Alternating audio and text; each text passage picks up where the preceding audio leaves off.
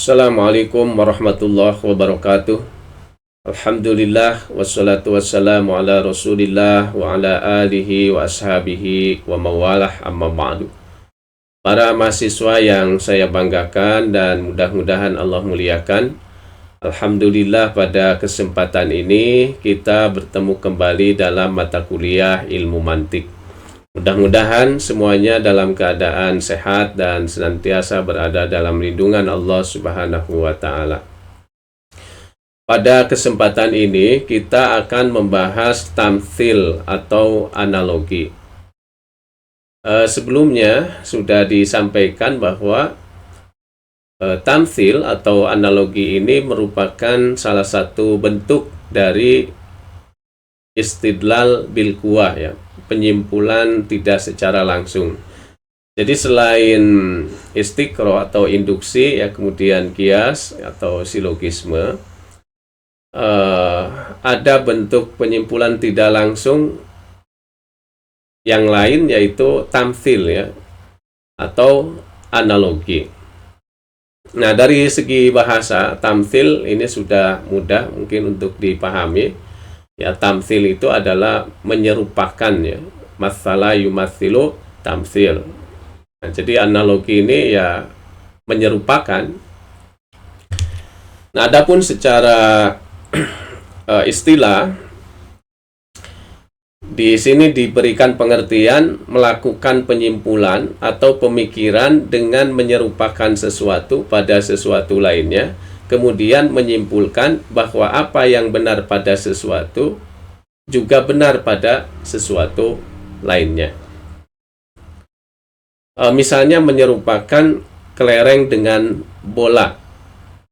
Nah, kemudian menyimpulkan bahwa apa yang benar pada bola itu benar juga pada kelereng.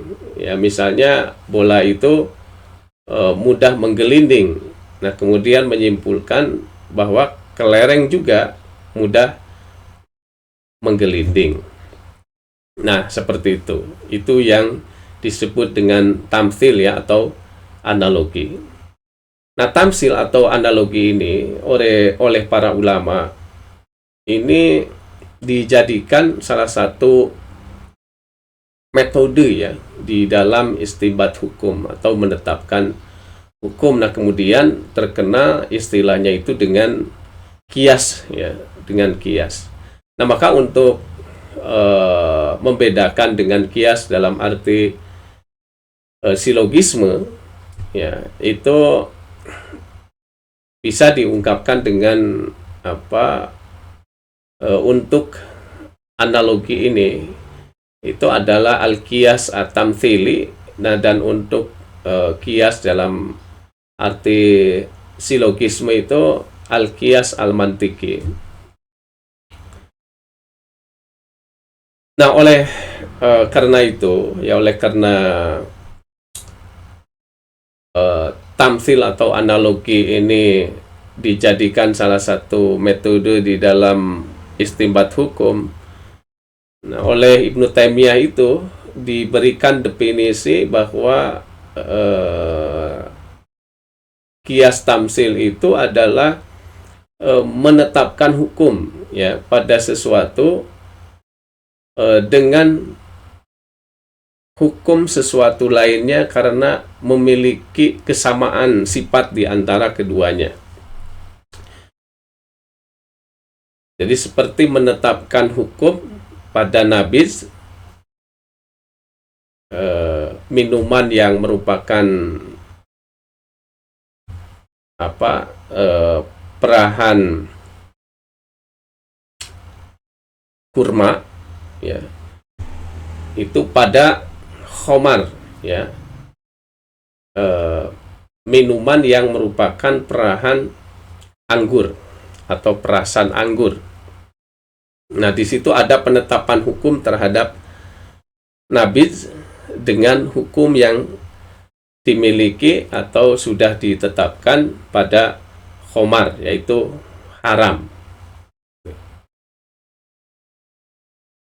Nah, strukturnya bisa kita lihat. Ini struktur penyimpulan tafsir atau analogi. Ini contohnya yang nabiz ya, atau analogi nabiz terhadap khamar. Nah, nabiz seperti khamar sama-sama memabukkan. Nah, ini ada seperti khamar tadi kan menyerupakan ya, diungkapkan dengan seperti. Nabiz seperti khamar sama-sama memabukkan. Nah, khamar hukumnya haram, jadi nabi juga hukumnya haram. Nah, seperti ini strukturnya ya, struktur penyimpulan analogi. Nabi seperti khamar sama-sama memabukkan. Khamar hukumnya haram, jadi nabi juga hukumnya haram.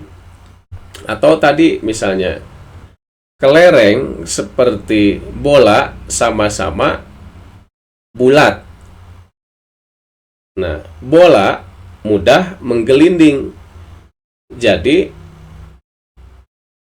kelereng mudah menggelinding. Nah, kayak begitu. Dan sebagainya. Nah, dari contoh tersebut, ini kita bisa melihat bahwa di dalam tamsil itu ada 4 unsur ya, atau di dalam analogi itu. Yang pertama cabang, yang kedua asal, yang ketiga titik kesamaan antara cabang dan asal, keempat hukum yang telah ditetapkan pada asal. Nah, dengan contoh yang tadi misalnya nabiz dengan khamar, itu yang cabang itu adalah nabiz. Jadi cabang itu yang diserupakan, jadi sesuatu yang belum diketahui hukumnya ingin diketahui gitu. Nah, sementara asal itu adalah khamar yang diserupai. Ini sudah memiliki ketetapan hukumnya. Nah, kemudian titik kesamaan antara cabang dan asal, ini dalam istilah lain ilah ya.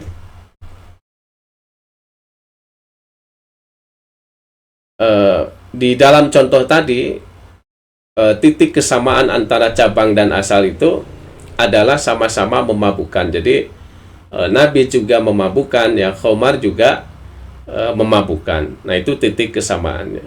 Nah, 4 hukum yang telah ditetapkan pada asal ya, berarti yang telah ditetapkan pada khamar ya, yaitu haram ya, karena memang di dalam nas gitu, di dalam hadis Quran itu banyak yang menunjukkan bahwa hukum khamar itu adalah haram. Nah, itu ya, jadi ada 4 unsur di dalam tamsil atau analogi. Yang pertama cabang, kemudian asal, kemudian titik kesamaan antara cabang dan asal, kemudian hukum yang telah ditetapkan pada asal. Nah, di dalam Sulamun Nawroh ini ada penjelasan ya mengenai analogi atau tamsil. Ini supaya kita bisa membacanya dan apa maksudnya begitu, atau mengerti maksudnya.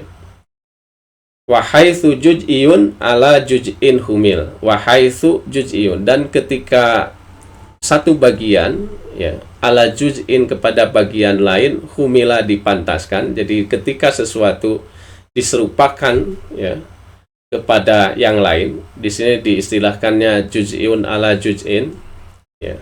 Jadi bagian kepada bagian.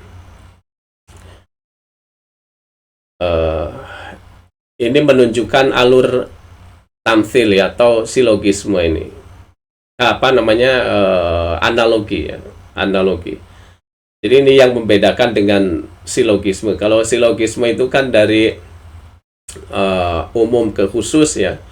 Kemudian kalau istiqro atau induksi itu kan dari khusus ke umum. Nah, kalau ini khusus ke khusus gitu ya. Wahaitsu juz'iyun ala juz'in humil, dan ketika satu bagian dipantaskan kepada bagian yang lain, diserupakan kepada bagian yang lain. Lijami'in, karena ada kesamaan sifat ya. Tadi nabiz dengan khamar itu sama-sama memabukkan. Kemudian kelereng dengan bola itu sama-sama bulat gitu. Nah, fadzaka, maka yang demikian itu tamthilun, tamthil. Ya, ju'ila, dijadikan. Ya, artinya tamthil ini analogi ya.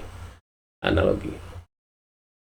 Wa haitsu juz'iyun ala juz'in humil li jami'in fadzaka tamsilun ju'il. Nah, itu saja pembahasan tamthil atau analogi.